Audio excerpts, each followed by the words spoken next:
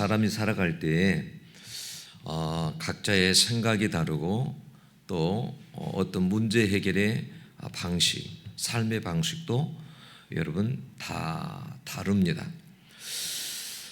그런 것 같이 하나님과 우리에도 보면 하나님의 생각이 다르고 또 우리의 생각이 다릅니다. 땅과 하늘의 차이만큼 그렇게 다릅니다. 하나님은 모든 우주 만물을 창조하신 그런 창조자고 우리는 피조물입니다. 그런데 그래서 우리는 우리의 생각보다도 우리의 방법보다도 항상 하나님의 생각과 방법이 항상 옳습니다. 우리는 한치 앞을 보지 못하지만 하나님은 미래까지 영혼까지 보시는 분이 하나님이십니다. 그래서 하나님은 그래요. 마치 우리는 하수와 같지만 하나님은 고수와 같아요. 여러분, 온 세상을 만드신 하나님의 그 지혜가 얼마나 여러분 놀랍습니까? 우리가 그분의 생각을 다 알지 못하고 여러분 따라갈 수가 여러분 없습니다. 그래서 시편 139편 17절에서는 이렇게 말씀하셨습니다. 하나님이여, 주의 생각이 내게 어찌 그리 보배로우신지요, 그 수가 어찌 그리 많은지요 그랬어요. 하나님은, 우리는 때로는 수가 없지만 하나님께서는 수가 너무 많으시다라고 이렇게 말씀을 합니다. 정말 우리가 사람은 그러는 것 같아요. 어떤 이게 사람들 사이에 이렇게 살아가다 보면 내 생각, 내 방법이 다 옳은 것이 아니다라는 생각을 할 때가 많아요. 여러분, 코닥 필름이라고 예전에 유명하죠. 카메라를 찍으면 옛날에는 필름을 다 넣어서 찍었지 않습니까? 근데 1970년대에 세계 최초의 디지털 카메라를 개발한 회사가 바로 여러분 코닥이었어요. 그래서 그 필름으로 많은 돈을 벌고 있었습니다.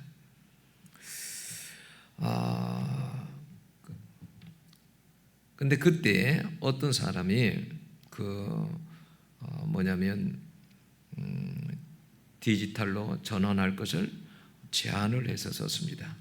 근데 코닥의 운영진들은 그때 당시 그 필름이 돈을 엄청 많이 벌고 있었기 때문에 손해 보지 않으려고 개발은 했지만, 근데 시장 출시를 하지 않고 경영진이 디지털 전환을 거부하는 바람에 여러분 몰락하고 말았습니다. 그래서 결국 디지털 카메라와 스마트폰의 등장으로 회사가 몰락하고 말았죠. 그러니까 사람의 이게 어떤 생각이, 내가 어떤 확신을 가지지만 여러분 그 생각이 항상 옳은 것은 아니다라는 거예요. 여러분, 우리가 잘 아는 히틀러 같은 경우는 제2차 세계대전 후반부 때 장군들이 옆에서 조언을 했어요. 장군님, 이게 후퇴해야 됩니다. 전선 재정비가 필요합니다 라고 했지만 히틀러는 뭐라고 했냐면, 내 전략이 맞다라고 그러한 결정을 받아들이지 않고 혼자 내려버렸습니다. 그래서 잘 아는 대로 스탈린그라드 전투와 노르망디 상륙 작전에서 여러분 참패하고 말았고 독일이 완전히 붕괴되고 자신도 결국 자살하고 맙니다. 여러분, 우리나라 같은 경우에 김영삼 정부 때에 애환위기 때에도 많은 전문가들이 대통령에게 빨리 대책을 세워야 한다라고 했지만, 그때 당시 대통령은 우리 경제는 튼튼하다라는 확신으로 거기에 빨리 대응하지 않은 바람에 IMF 사태가 발생해서 국가부도 위기가 왔어요. 그래서 여러분, 이렇게 사람의 어떤 생각과 사람의 어떤 방식, 이런 것들은 항상 완벽할 수 없다라는 거예요. 내 생각이 항상 옳지도 않고 내 방법이 항상 옳지도 않습니다. 여러분, 우리가 하나님을 믿는다라는 것이 무엇일까요?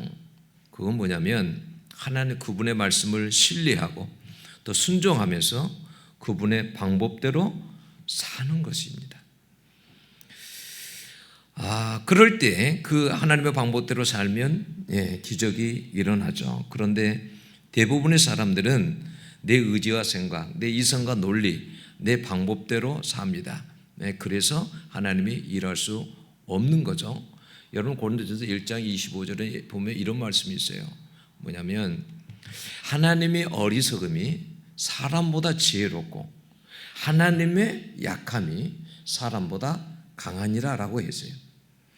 또 그뿐만이 아니라 이사야 55장 8절에서 9절에 보면 여호와의 말씀에 내 생각은 너희 생각과 다르며 내 길은 너희 길과 달라서 하늘이 땅보다 높음 같이 내 길은 너희 길보다 높으며 내 생각은 너희 생각보다 높으니라 라고 했어요. 그래서 어떨 때는 여러분 하나님의 생각이 우리 생각이 보기에 어리석게 보여도 여러분 그 생각이 맞다라는 것을 알게 돼요. 하나님의 생각과 우리 생각은 정말 하늘과 땅처럼 그렇게 차이가 나요. 여러분 예를 들어 봅시다. 우리가 나아만 장군 보면 그 나아만 장군이 여러분 그의 그 병을 나으려고 나병을 나으려고 이스라엘에 찾아왔습니다. 그런데 엘리사 선지자가 그에게 뭐라고 합니까? 요단강에 가서 7번 씻으라 이렇게 말합니다.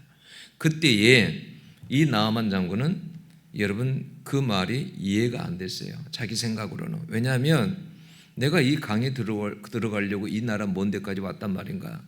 이 요단강보다도 우리나라 강이 훨씬 좋은 강이 많은데 우리 강에 들어가면 될 일이지 내가 왜 이 먼 데까지 더 우리나라에 좋은 강이 많은데 내가 왜 여기까지 와야 하느냐고 그래서 분노를 내면서 돌아가려고 했죠. 간신히 그 부하들이 말려서 어려운 거 아니니까 쉬운 거니까 한번 해봅시다. 그러니까 나만의 생각으로는 그런 요단강에 7번 들어가는 것이 아주 어리석게 생각이 들었습니다. 그런데 거기에 순종했더니 기적이 일어났습니다. 그의 몸이 어린아이 살보다도 더 부드러워졌다라고 말해요. 여러분 아브라함을 생각해 보세요. 하나님께서 100세의 아들을 주시겠다고 그랬어요. 이게 얼마나 황당합니까?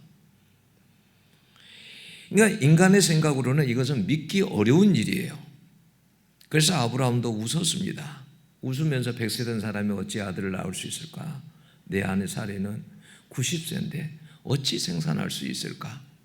웃었습니다. 말도 안 되는 소리라는 거예요. 그래서 그는 나중에 결국 인간적인 방법으로 이스마엘을 낳았습니다. 근데 하나님은 성경에 보면 그 아브라함에게 99세 때에 찾아오십니다. 너는 내 앞에서 완전해라. 찾아오십니다. 그에게. 그리고 기어이 아브라함 100세의 아들을 주십니다. 여러분 그래서 우리가 하나님의 방법대로 산다는 것이 쉬운 일이 아니에요. 왜냐하면 그분의 지혜를 측량할 수 없기 때문에 그래요. 여러분 로마서 12장 33절에 뭐라고 했습니까? 깊도다 하나님의 지혜와 지식이 풍성하며 그의 판단은 측량치 못할 것이며 그의 길은 찾지 못할 것이로다 그랬어요. 사람이 쉽게 하나님의 길을 찾지 못해요. 하나님 인간의 생각과 방법으로는 쉽게 찾지 못해요. 여러분 노아 방주 생각해 보세요. 얼마나 어리석습니까? 인간의 생각으로 이해가 됩니까?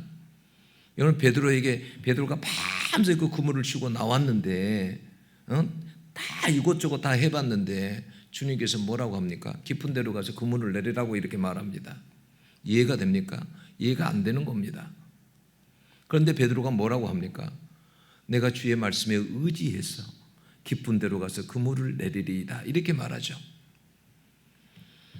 그럴 때 여러분 기적이 일어나죠. 여러분 여리고성도 생각해 보세요. 여러분 큰 튼튼한 여리고성인데 하루에 뭐 한 바퀴씩 돌고 마지막 날에 여러분 7일째 7번 돌고 뭐 함성을 지르고 나팔을 분다고 해서 여러분 그 성이 어떻게 무너집니까? 여러분, 그런데 그 생각이 어리석은 생각 같은데, 어리석은 방법 같은데, 그런데 결국 그대로 했더니 그 성이, 그 튼튼한 성이 여러분 무너집니다. 말도 안 되는 이야기죠. 그런데 하나님은 우리의 생각을 뛰어넘어서 항상 일하십니다. 하나님의 방법대로 했더니 그 견고한 성이, 여리고 성이 무너집니다. 사람으로 생각을 하면 절대 무너지지 않습니다. 여러분, 요한복음 2장에 예수님께서 혼인잔치에서 포도주 기적을 일으키시죠.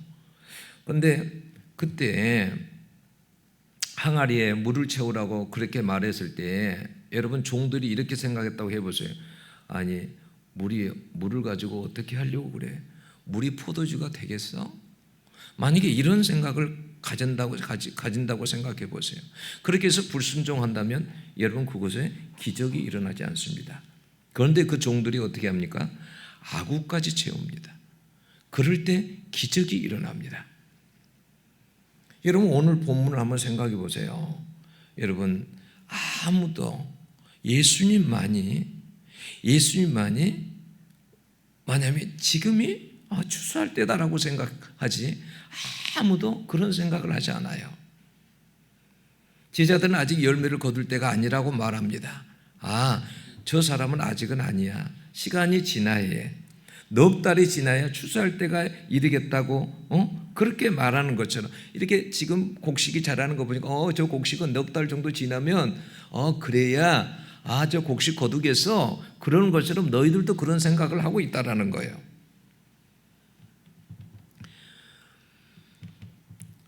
그래서 사람들은 아직은 저 사람은 예수님 믿을 준비가 안 되었다 이렇게 말을 해요. 그런데 예수님은 아니에요. 아니다, 지금이다.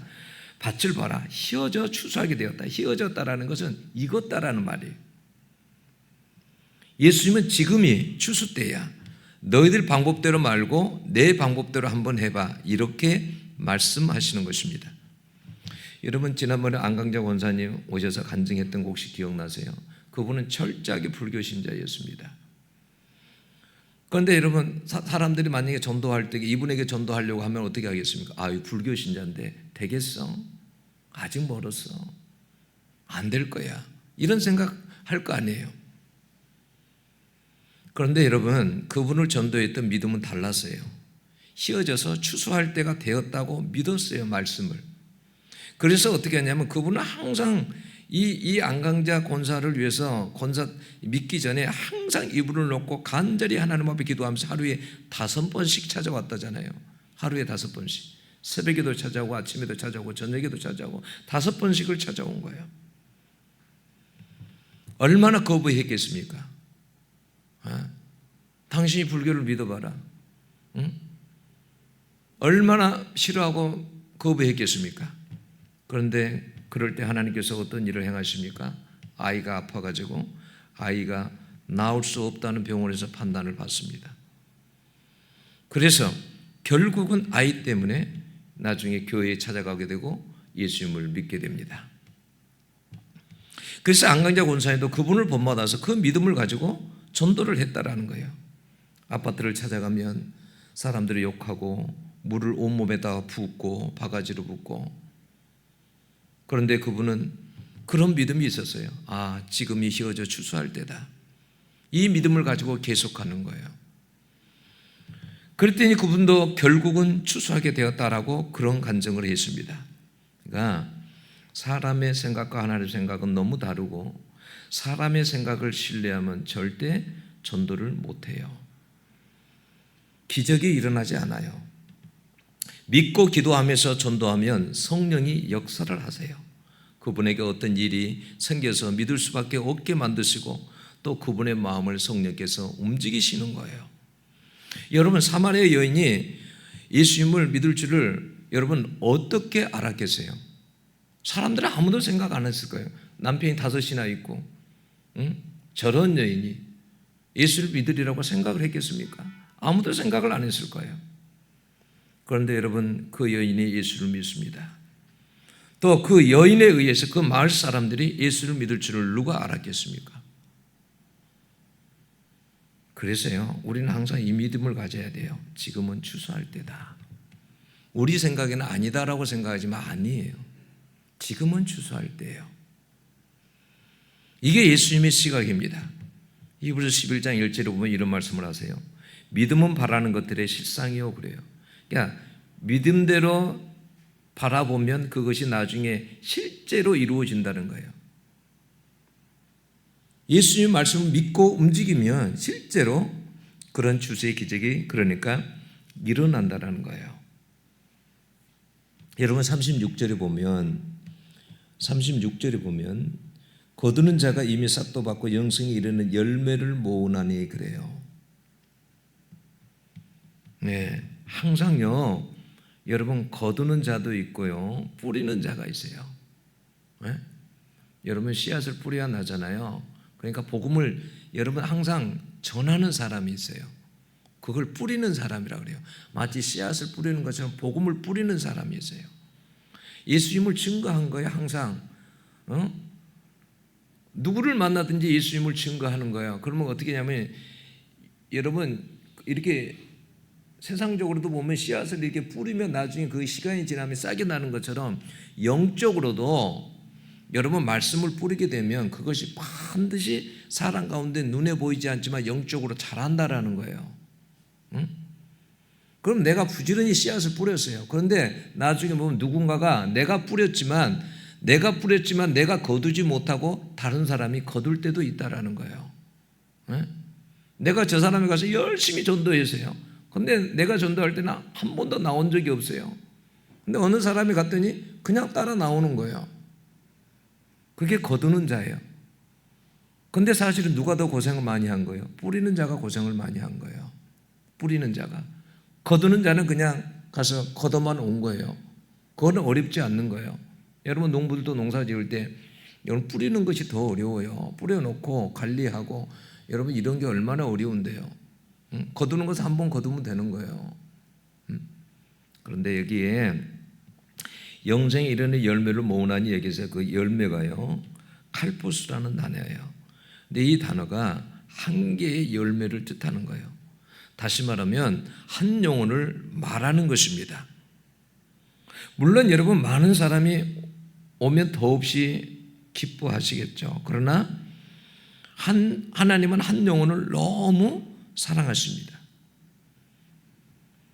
그래서 우리도 뭐냐면 한 영혼에게 관심을 가져야 돼요. 예수님이 사마리아 여인 한 영혼을 전도할 때 그 여인을 통해서 마을 사람들이 예수를 믿은 것처럼 여러분 그런 역사가 있어요. 여러분 빌립보에서 바울이 복음을 전할 때 빌립보 간수를 통해서 그 가족이 그 친족이 다 돌아오는 역사가 있었어요. 그래서 성경 유명한 말씀에 그러지 않습니까? 주 예수를 믿으라. 그리하면 너와 내 집이 구원을 얻는다. 너뿐만 아니라 너 집이 구원을 얻는다. 이렇게 말씀합니다. 한 영혼이 돌아오면 하나님은 너무 기뻐하십니다.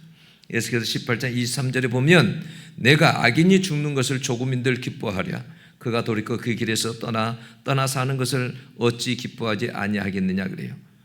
여러분 악인 생각해 보세요. 사람들 중에서도 악인이 한 사람이 회개해도 하나님께서 돌아서기를 바라고 그걸 기뻐한다라는 거예요. 하나님은. 그래서 이번 예수사랑 큰 잔치에 여러분을 통해서도 한 영혼이 하나님께 돌아오는 역사가 있기를 축원합니다. 여러분 누가복음 15장에 보면 세 가지 비유가 나와요. 잃은 양의 비유, 잃은 드라크마의 비유, 잃은 아들의 비유가 세 가지가 나와요. 근데 그 공통점이 뭔지 아세요? 기쁨과 꼭 잔치를 베푼다라는 거예요. 근데 이게 어떨 때는 다 이해가 안 가요. 생각해 보세요. 잃은 양, 못난 양이잖아요. 그잖아요. 99마리는 다 제 길을 가는데 한 마리가 제 길을 못 간 거잖아요. 근데 뭐 그걸 가지고 잔치를 베풉니까? 그잖아요. 탕자 생각해 보세요. 아니 아버지한테 유산 달라 해가지고 그렇게 아버지 재산을 흥청망청 다 쓰고 그렇게 하고 돌아왔는데 그 사람을 위해서 무슨 잔치를 벌입니까? 응? 더 웃긴 건 뭔지 아세요? 10드라크마 중에 한 드라크마를 잃어버렸다는 거예요. 근데 그걸 찾았는데도 마을 사람들 다 불러서 잔치를 한다는 거예요. 여러분 한 드라크마면 한 10드라크마 중에서 한 드라크마 잃어버렸다잖아요. 한 드라크마는 한 노동자의 하루 품삯입니다. 그러니까 그것이 예를 들어 10만 원도 될 수 있고 15만 원도 될 수 있고 20만 원도 될 수 있는 거죠. 근데 만약에 여러분 생각들 한번 생각해 보세요. 자, 그러면 15만 원 가지고 시장 봐가지고 마을 사람들 다 해가지고 잔치를 벌이면 그게 이익입니까? 손해입니까? 손해잖아요. 그건 여러분 비합리적이고 여러분 모순처럼 보여요. 인간의 계산으로 보면 그건 손해예요. 이 말씀은 사람의 계산과 하나님의 계산이 다르고 하나님의 사랑은 다르다는 메시지를 주는 거예요. 한 영혼을 그렇게 하나님께서 사랑하시고 가치 있게 보신다는 말씀입니다. 여러분 예수님도 이렇게 말씀을 하셨어요. 죄인 한 사람이 회개하면 하나님의 천사들 앞에 기쁨이 되느니라 그랬어요. 죄인 한 사람이 회개하는데 하나님 앞에 천사들 앞에서 그것이 기쁨이 된대요. 한 사람인데 이게 하나님의 마음이에요. 마음. 그러니까 우리는 한 사람 오면 아무것도 아닌 것처럼 생각할 수 있지만 우리는 그러잖아요. 우리가 잔치를 벌일 때는 세상적으로는 어떨 때 잔치를 벌려요. 뭐 내 자식이 아주 엄청난 것에 뭐 성공을 했다든지 이러면 잔치 벌이고 결혼식 하면 잔치 벌이고 뭐 특별히 뭐 아주 좋은 일이 있을 때 잔치 벌이잖아요. 하나님의 잔치는 그게 아니라 한 영혼이 하나님께로 돌아오면 잔치가 벌어진다는 거예요. 그렇게 한 영혼이 소중하다라는 거예요. 여러분 당자가 돌아왔을 때 한번 생각해 보세요. 제일 좋은 옷을 입힌다 그러죠. 제일 좋은 옷이 요즘 같으면 얼마나 갈까요? 금액이 얼마나 돈을 들이면 제일 좋은 옷을 입을까요? 손에 가락지를 끼운다 그랬어요. 여러분 금가락지를 끼웁니다. 여러분 신발을 제일 좋은 신발로 신깁니다. 그리고 송아지를 잡고요 잔치를 벌이십니다. 하나님이. 글쎄요 이번 영적 잔치를 통해서 여러분 이렇게 이런 역사가 있기를 원합니다. 네, 오늘은 정말 썰렁하죠. 잔치가 한 주 앞에 있는데 정말 너무 썰렁하죠. 이래가지고 무슨 잔치가 될까?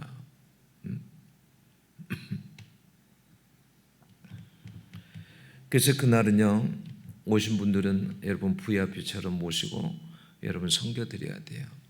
한 영혼이 오더라도 몇 영혼이 오더라도 한 영혼이 죽게 돌아온 날은 세상 잔치와 여러분 비교할 수 없어요.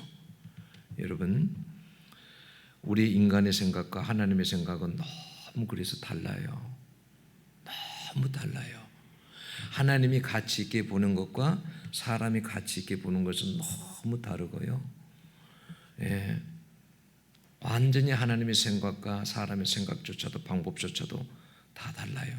그런데 우리는 어떻게 하냐면 항상 하나님의 방법과 반대대로 살고 있어요. 늘 반대대로. 하나님은 된다고 하는데 우리는 안 된다고 그래요. 아직은 아니다고 그러고요. 네, 하나님은 이 한 생명이 소중하다고 여기는데 우리는 한 생명은 그렇게 소중하지 않아요. 네, 하나님하고 우리하고 너무 다릅니다.